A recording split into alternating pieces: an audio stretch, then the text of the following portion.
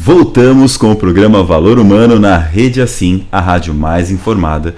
Estamos conversando sobre educação com uma educadora que está lutando pela nossa classe de professores. Eu me incluo porque também sou professor, ainda que no nível universitário também.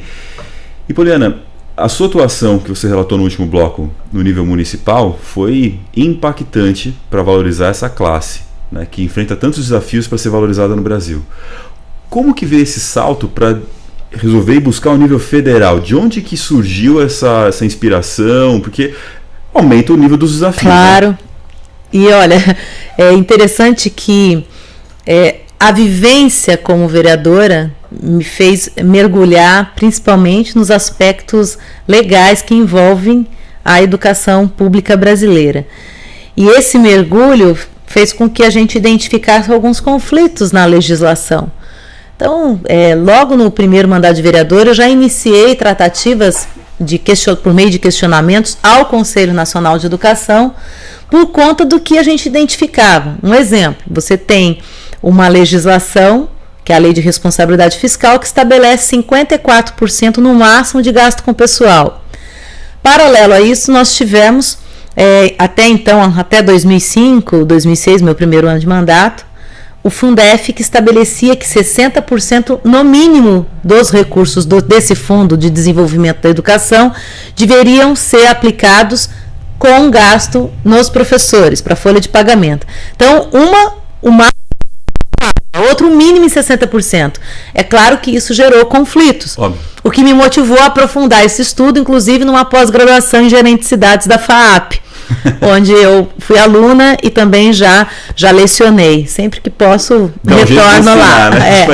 O professor Mário Pascarelli é um querido, foi o nosso professor e hoje coordeno o curso de gerente de cidades, um curso que sempre que eu posso também divulgo e falo para as pessoas, façam porque é muito interessante.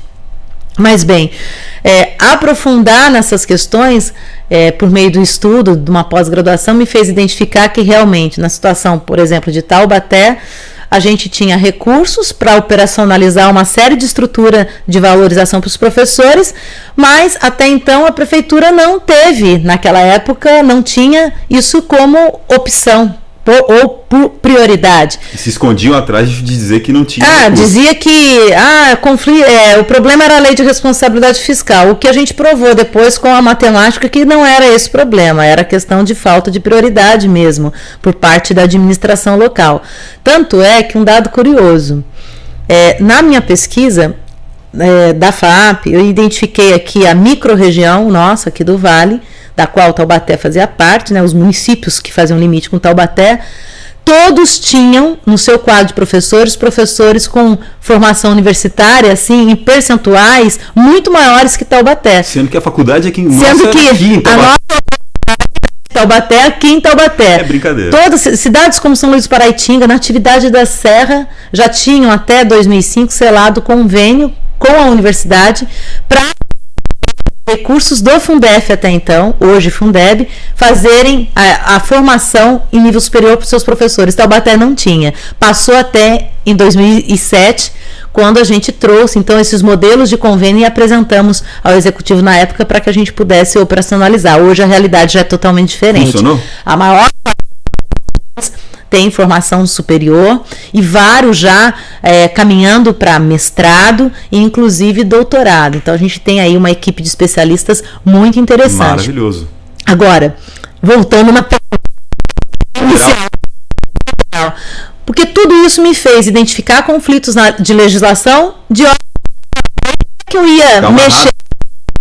Resultado, a gente começa então a se apresentar como candidata a deputada federal e conseguir ter essa experiência agora como substituindo, no caso, deputados titulares da minha coligação.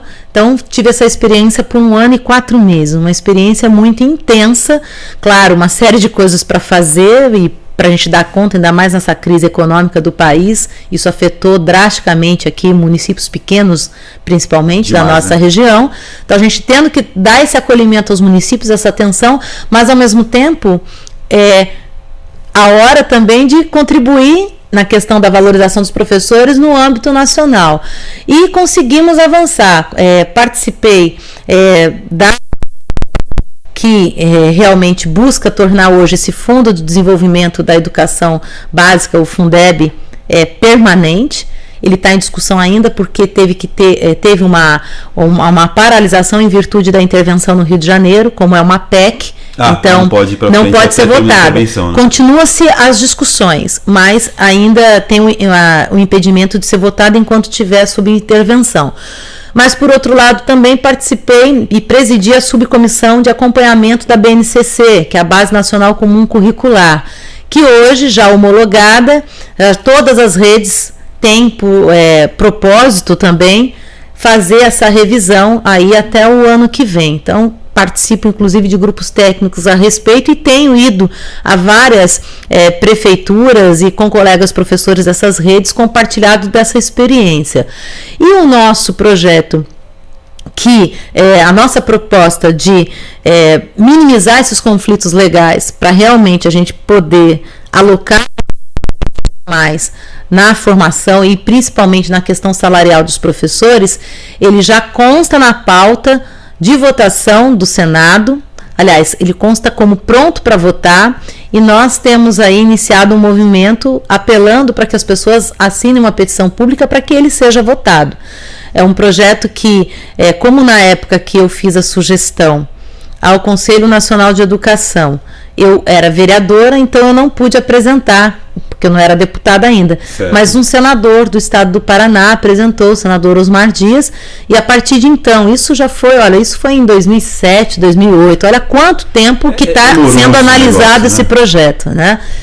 E hoje ele já alguns aprimoramentos, até em função da própria lei do piso nacional, que foi uma lei importante para garantir um piso de salário aos professores em todo o território, mas também que atuando o conflito, mas que a gente já temos de alocar recursos para investimentos. A pessoa que está interessada em assinar essa petição, qual o canal? Conta para o pessoal aqui. Olha, eu peço que envie para a gente a solicitação, que eu pego e apresento o link para vocês, porque é tanta letrinha.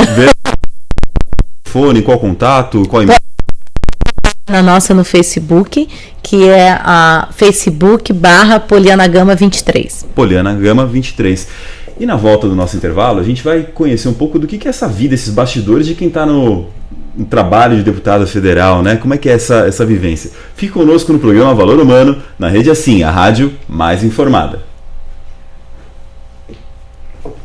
É tanta informação.